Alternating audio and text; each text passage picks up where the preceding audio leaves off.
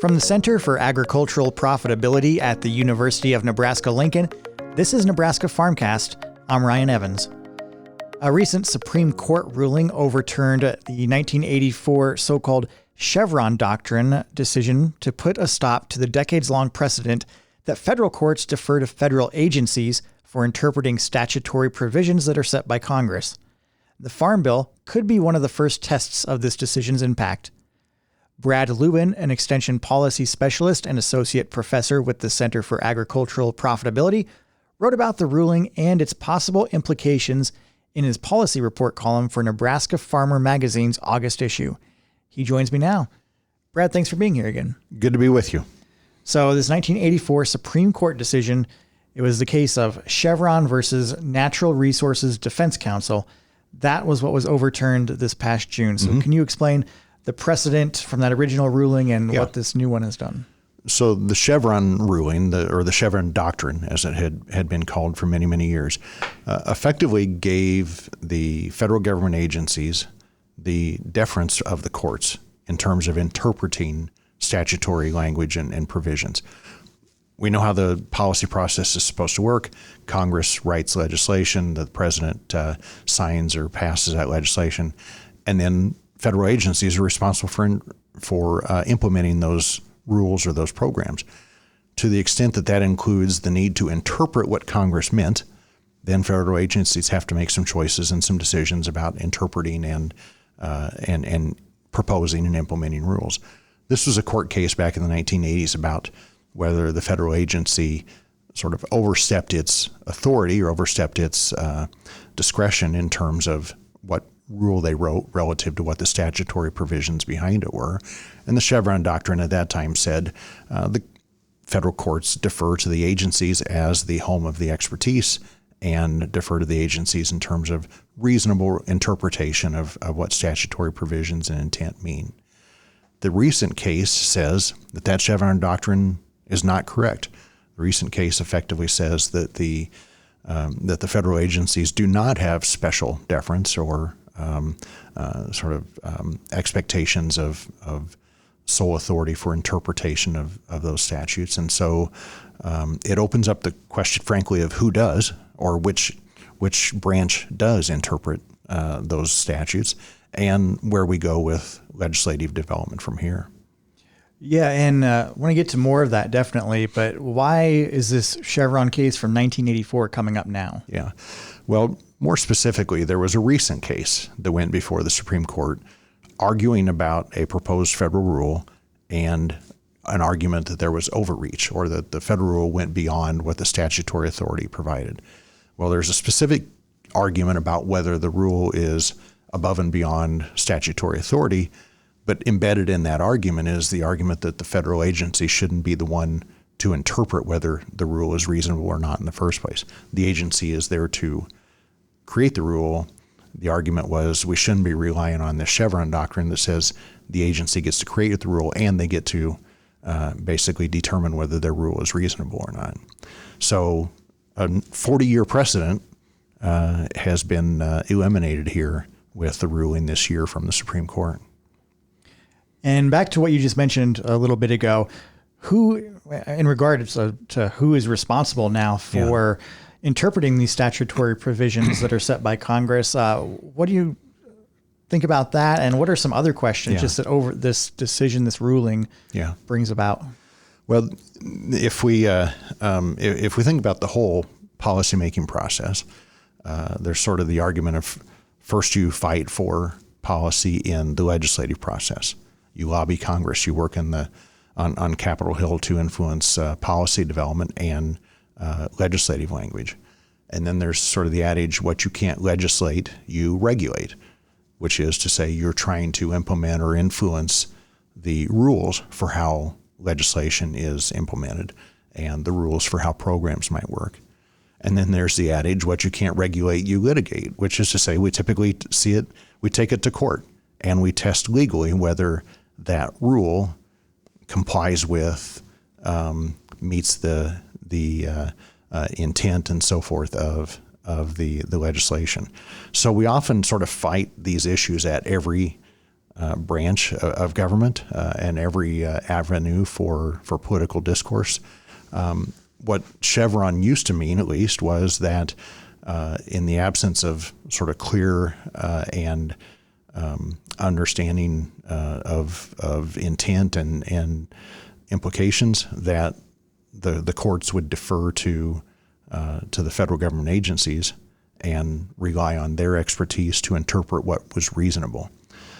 The fact that the Chevron Doctrine has been refuted doesn't explicitly say who is responsible now for interpreting. What it means, however, is that probably every branch of government has more of a responsibility or more of a challenge in writing clearer rules or clearer language in legislation and still making a reasonable interpretation and proposed system of rules and regulations in the executive branch, and now also interpreting what those rules and what that legislation means in any court case brought before the federal court system. So instead of deferring to the federal agencies, it may well be now that all three branches are tasked more with trying to interpret what was intended and what's reasonable and what gets evaluated legally in that manner.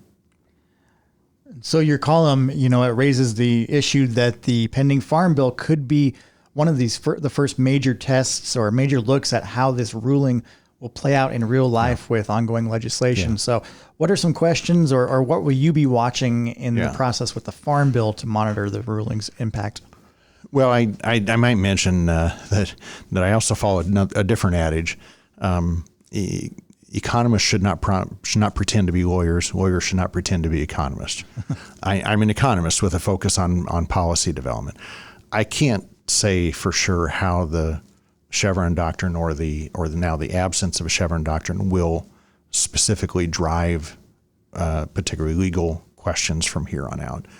But if I imagine that it means the interpretation of legislation is more critical and the deference to federal agencies is gone, so trying to determine what legislation means and trying to determine who gets to decide what it means is a much more challenging question. What that suggests is that writers on Capitol Hill have to be much more specific and much more clear about what's intended, both within the statutory language as well as maybe the conference report and instructions that go along with the language.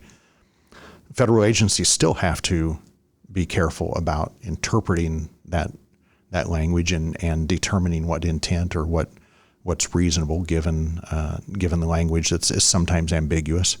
And then courts still have to ultimately interpret that and gauge the legality of it.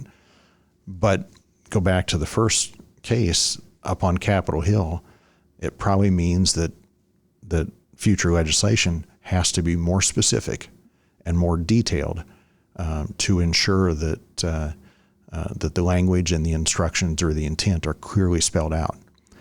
That's often a challenge. Well, number one, it's more extensive and maybe takes more time. It also can disrupt the political process, whereas sometimes policy moves very, very quickly, and it's most efficient to write language that effectively says the federal agency has the authority and the expectation to implement programs as needed to address this issue, like a disaster, for example.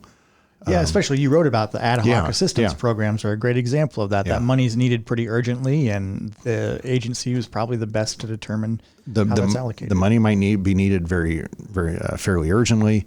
The language might be written in 2 days and move through Congress in short order. I wouldn't expect Congress to be sitting down long enough to write the exact specifics of how it should be implemented. That's where discretion is really going to be still expected and required from the federal agency. On the other hand, there could be longstanding debates like a major authorizing bill, like a farm bill, where we fight over I's and T's.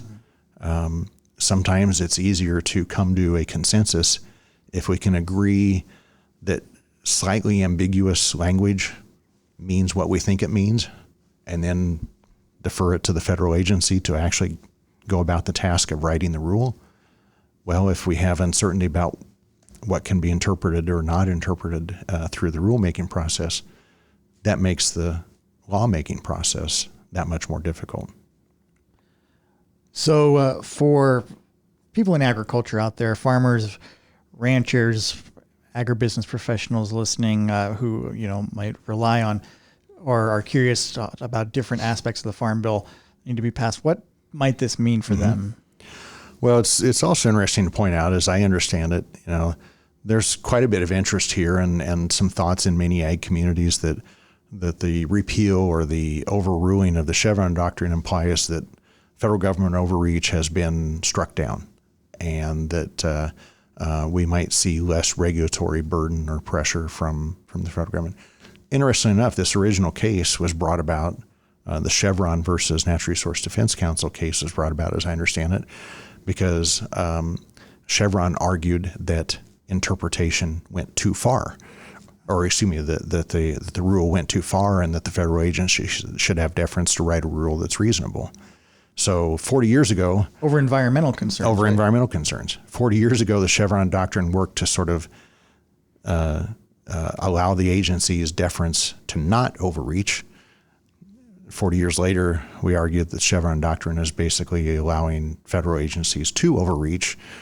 Well, it depends on which case you have and which side of the aisle you're on as to whether a rule works in your favor or not in your favor. But yeah, it means it very well could mean that it's more challenging going forward. And as a good example of that, think of the Waters of the United States rule. We have federal legislation in the Clean Water Act that dates to the early 1970s. We have an original definition from the Environmental Protection Agency and the U.S. Army Corps of Engineers that dates to the 1980s. And we had decades of sort of case law and regulatory decisions based on that before Supreme Court cases began to chip away at that definition. We have had 3 successive administrations write a new proposed rule basically with the same still the same legislative instructions. Assuming that we're going to get perfectly clear legislative language and instructions to write rules in the future is a real challenge in and of itself. Yeah, and it sounds like this could really run the risk of creating, like you mentioned, lots of delays and lots of back and forth between different branches of government. So speaking again for the Farm Bill, we could be potentially looking at maybe even more delays. Well, I think that's the challenge for any federal legislation. If we take the time to be more specific and more clear and remove any ambiguity, it's more difficult and it takes more time.